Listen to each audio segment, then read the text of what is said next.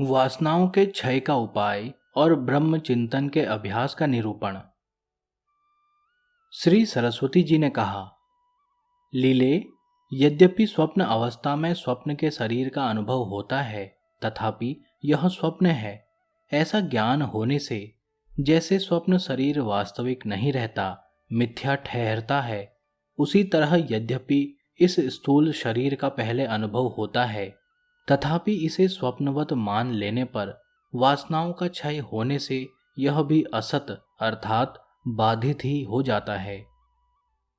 जैसे स्वप्न के ज्ञान से स्वप्न अवस्था का शरीर शांत हो जाता है, उसी प्रकार जागृत अवस्था के शरीर को भी स्वप्नवत समझ लेने पर वासनाओं के क्षीण होने से यह शांत हो जाता है।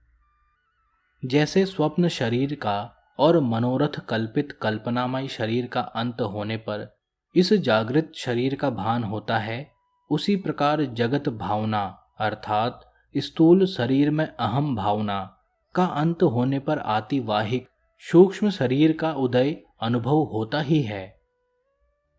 जैसे स्वप्न अवस्था के वासना बीज से रहित होने पर सुषुप्ति अवस्था उदित प्राप्त होती है, उसी तरह जागृत अवस्था भी जब वासना बीज से रहित हो जाती है, तब जीवन मुक्ति की प्राप्ति होती है। जिसमें वासनाएं सुप्त अथवा विलीन हो जाती हैं, उस प्रगाढ़ निद्रा का नाम सुषुप्ति है।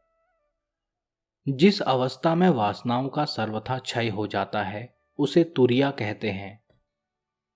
जागृत अवस्था में भी परम पद का अनुभव होने पर अर्थात वासनाओं का समूल नाश हो जाने के कारण तुरिया अवस्था होती ही है।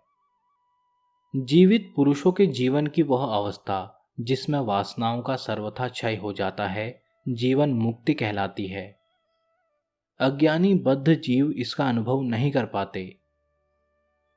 लीले, जब पूर्ण अभ्यास करने से तुम्हारा यह अहम भाव शांत हो जाएगा, तब तुम्हारी स्वाभाविक चैतन्य रूपता, जो इस दृश्य प्रपंच की चरम अवधिभूत है, उदित एवं विकसित हो जाएगी। जब आतिवाहिकता अर्थात शरीर की सूक्ष्मता का ज्ञान सदा के लिए स्थायी हो जाएगा, तब तुम संकल्प दोष से रहित पावन लोकों का साक्षात्कार कर सकोगी।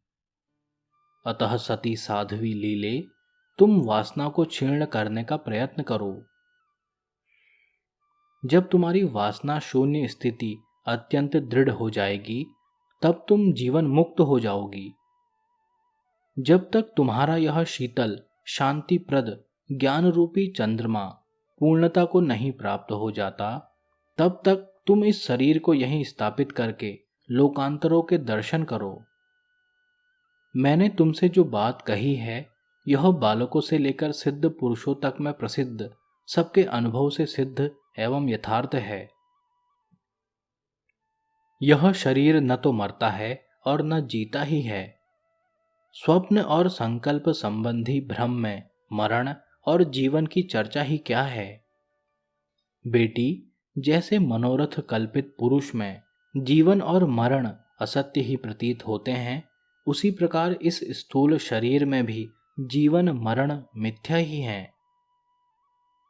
लीला बोली, देवी, आपने मुझे यहाँ उस निर्मल ज्ञान का उपदेश दिया है, जिसके श्रवण मात्र से ही दृश्य रूपी हैजे की बीमारी शांत हो जाती है।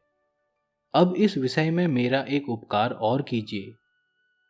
कृपया मुझे यह बताइए कि वह अभ्यास क्या है, कैसा है, अथवा कैसे वह पुष्ट होता है और उसके पुष्ट हो जाने पर क्या होता है। श्री सरस्वती जी ने कहा, बेटी, जिस पुरुष के द्वारा जिस जिस साधन से जब जब जो भी कार्य किया जाता है, वह अभ्यास के बिना कभी सिद्ध नहीं होता।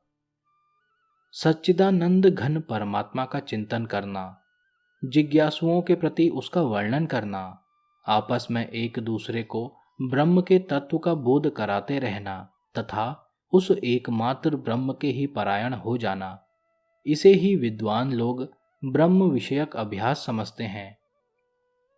जो विरक्त महात्मा पुरुष मुक्ति के लिए अपने अंतःकरण में भोग वासनाओं के क्षीण होने की भावना करते हैं, वे ही भव्य कल्याण के भावी पुरुष भूमंडल में विजयी होते हैं, उत्कृष्ट पद पाते हैं।